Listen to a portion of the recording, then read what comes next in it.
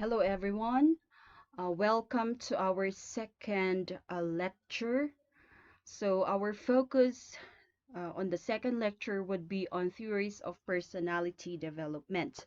So, we will try to discuss your psychodynamic perspective, your traits perspective, your social, cognitive, and humanistic. First, let's talk about your psychodynamic perspective.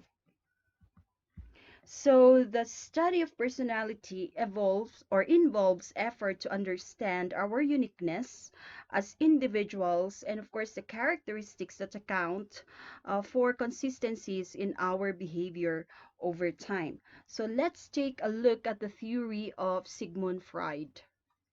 So Sigmund Freud is the architect of the first major theory of personality called psychoanalytic theory.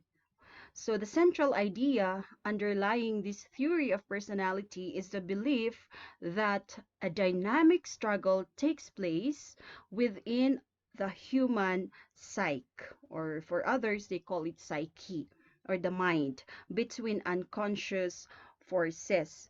So Freud basically recognized that we share with non-human animals certain common process that has or have survival as their aim. So we need to breathe, feed, and eliminate bodily wastes and survive as a species. We need to reproduce. So Freud believed that we are endowed with sexual instinct that has its purpose for preservation of species. This was actually our discussion last time. So I believe that everybody has already wrote their insight, and I quite I appreciate your insights on this on the topic that was presented last time. So he later would add an aggression instinct to explain human aggression. So Freud basically believed that giving free rein to these instincts might tear apart the very fabric of society and of family unit itself. To live in ordered society, he maintained that humans need to control their primitive sexual and aggressive impulses. So Freud developed psychoanalytic theory to account for how the mind accomplishes the task of balancing these conflicts of demand, of instinct, and social acceptability. So we have four concepts. We have your level of consciousness, okay, structure of personality, defense mechanism, and the stages of psychosexual development. Okay, Sigmund Freud's theory of personality is actually complex, but it can be presented or represented in terms of four major concepts. We have your level of consciousness, structure of personality, defense mechanism, and the stages of psychosexual development. Our focus, though, would be on these three concepts: level of consciousness, structure of personality, and defense mechanism. Okay, so first, let's talk about the theory of Freud on levels of consciousness. So we have three levels here: the conscious, preconscious, and unconscious. So the human mind, it says here, is likened to an iceberg in which only the tip rises above the level of conscious awareness. Though information held in the preconscious can be brought into the conscious mind at any time, much of the contents of the mind, including many of our deepest wishes and urges, remained mired in the dark recesses of our unconscious. Like an iceberg which has much sorry, of its mass hidden below the surface of the water, most of the mind lies below the surface of our conscious awareness. So Freud represented the mind as consisting of three levels, as I mentioned earlier, your conscious, preconscious, and unconscious. The conscious is basically, as you can see here, the tip of the iceberg. So it is the level consciousness that responds to our present awareness. Yan. Our consciousness is actually the level that corresponds to our present awareness, what we are thinking or feeling at any given moment in time. Our preconscious basically holds the information we've stored from previous life experience or prior learning. So according to Freud, the part of the mind whose content can be brought into awareness through focused attention. So the information, okay, can be retrieved from the memory and be brought into awareness at any time.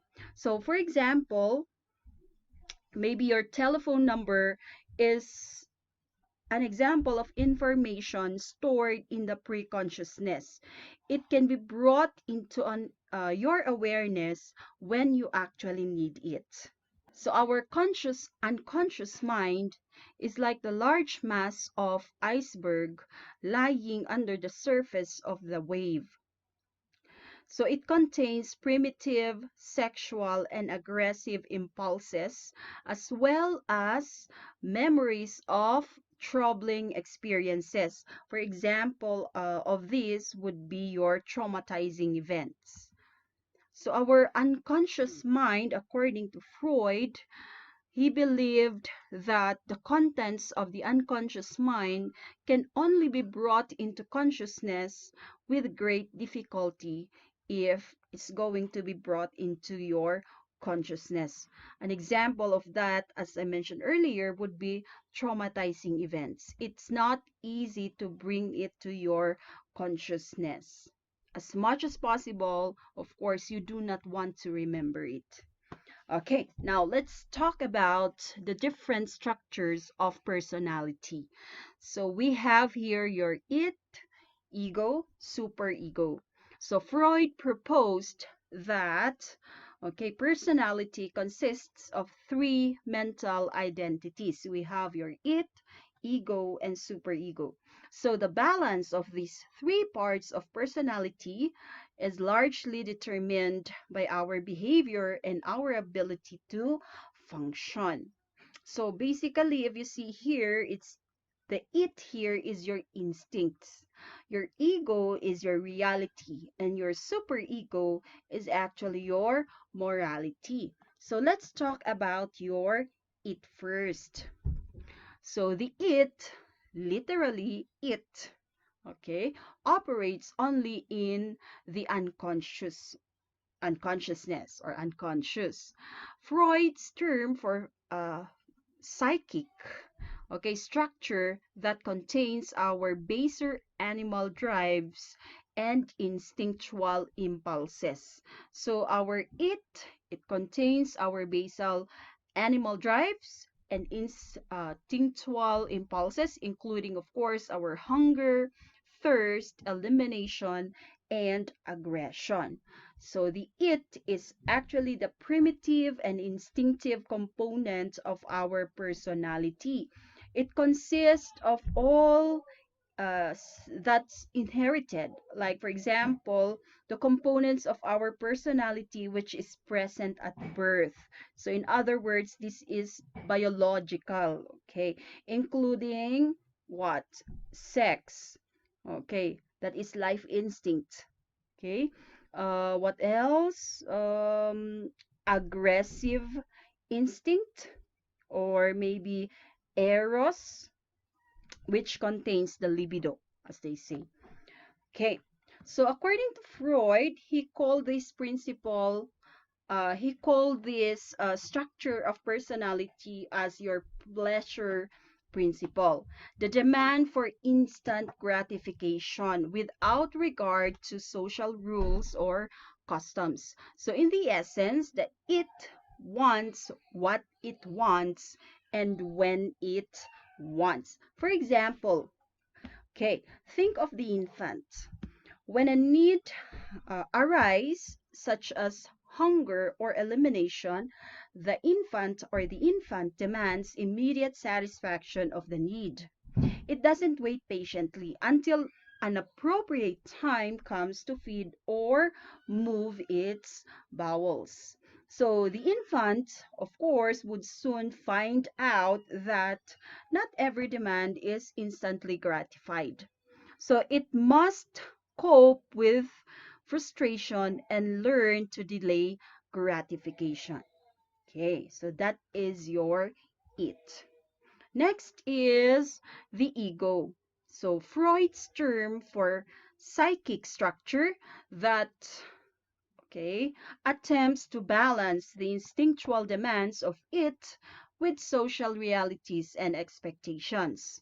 So the ego operates according to reality principle, the basis for operating in the world by taking into account what is practical and um, acceptable.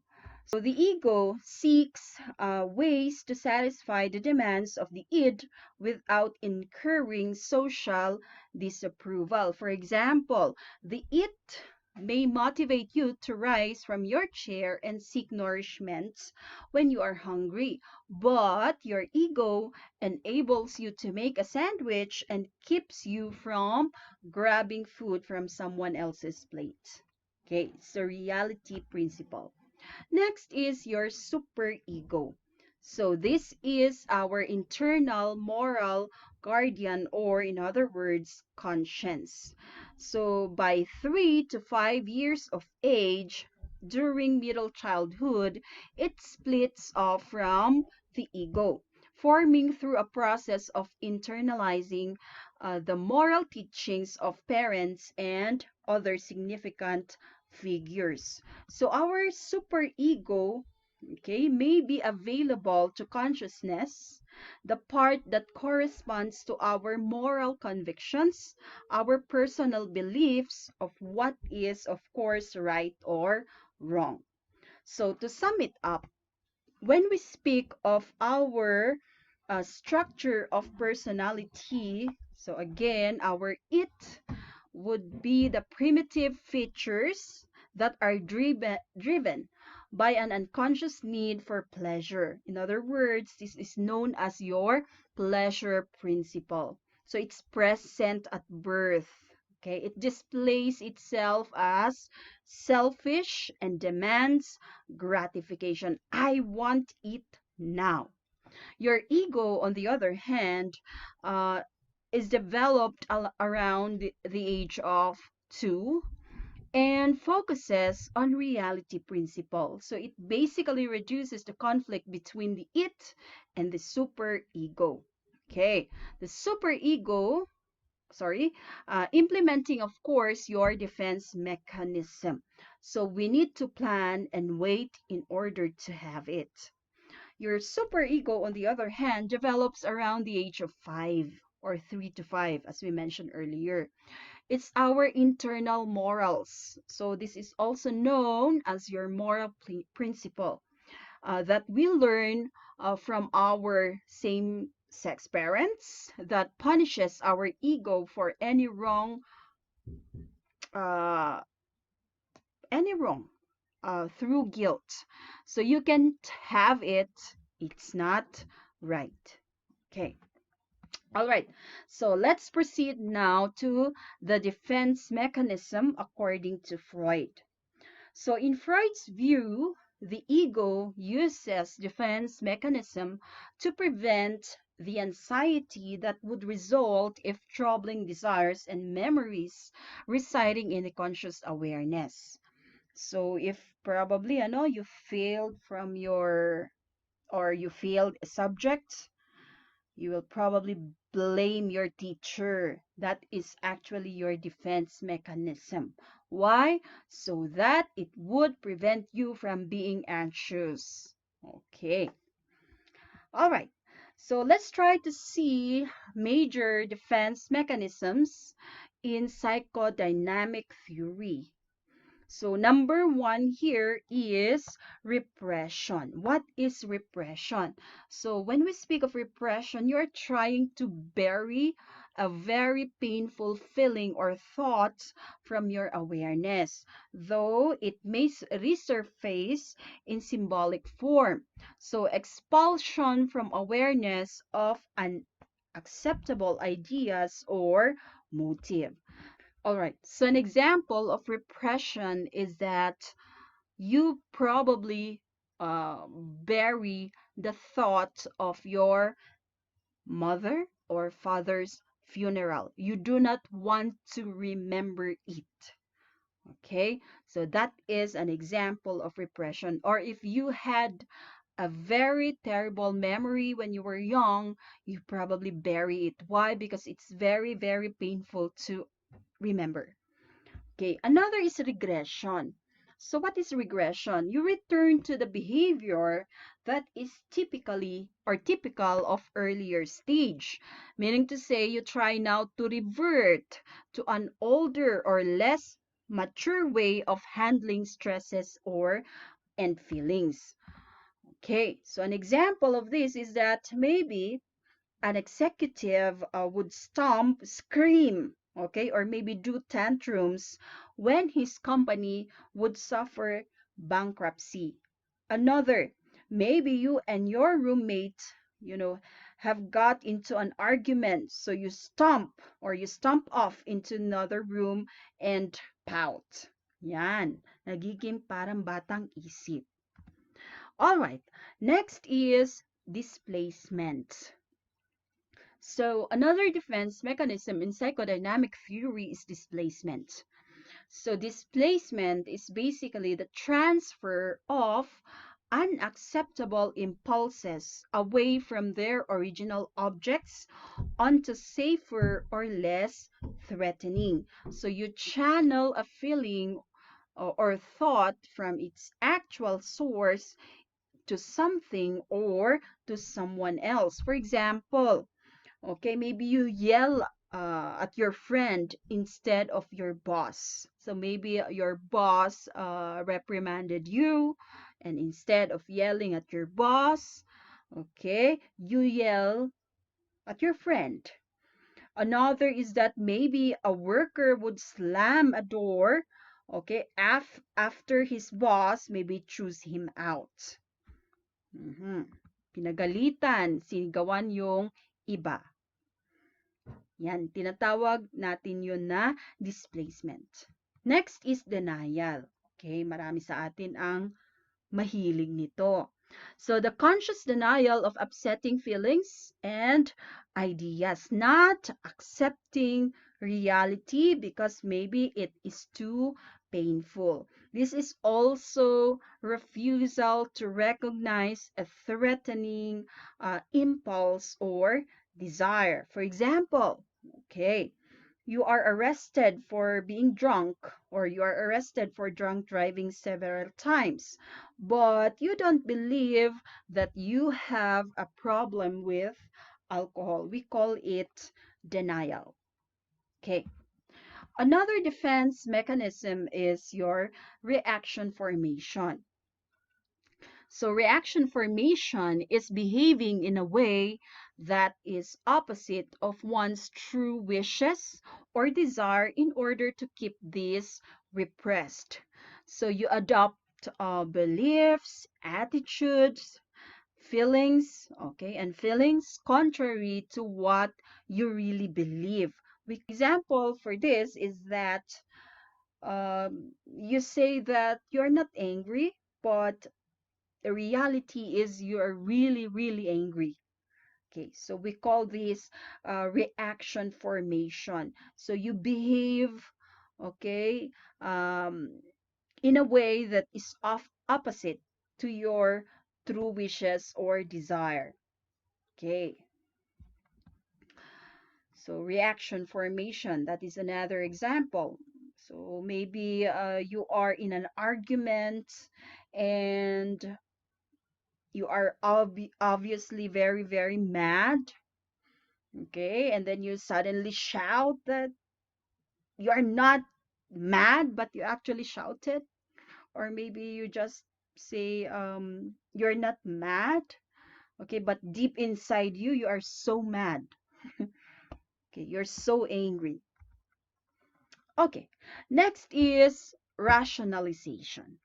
So another defense mechanism is rationalization. You try to justify your behavior, okay, and motivations by substituting good, acceptable reasons for these motivations. So this is basically the use of self-justification to explain away unacceptable behavior. So for example, maybe a man who is rejected by his girlfriend may decide that he is glad because, she has so many faults, or because he really did not want to give up on his single life. So, rationalization. Kunyari lang, di ba? Another example, maybe when you are asked why you continually smoke, maybe you will say, well, cancer doesn't run in the family. So another excuse, you rationalize, okay, on your bad habit. Okay, another defense mechanism is projection. So projection is basically attributing your own unacceptable thoughts or feelings to someone or something else. So this is imposing your own impulses or wishes into another person. An example for this is that perhaps you really get mad at your husband. Kunyari, ano? But you scream so loudly that your husband is the one who gets mad at you. Or another example is that you are so depressed, but you tell someone siguro why are you depressed? But the fact is you are the one who is depressed. Okay, so that is projection. Next, sublimation. So what is sublimation? Redirecting unacceptable instinctual drives into personally and socially acceptable channels. So this is channeling of unacceptable impulses into socially constructive pursuit. For example, so maybe intense rage redirected into in the form of participation in sports, maybe for example, boxing or football. So yan. So a person may channel aggressive impulses into competitive sports. Okay, intellectualization. So this is the emotional nature of stressful events, which is lessened at times by reducing it to cold or intellectual logic. So, for example, a person learns that he lost a large amount of money in an investment. He may think that, or he may think about it in a detached way as temporary debit in a successful long life program, rather than as a painful financial mistake that should be avoided in the future through more careful planning.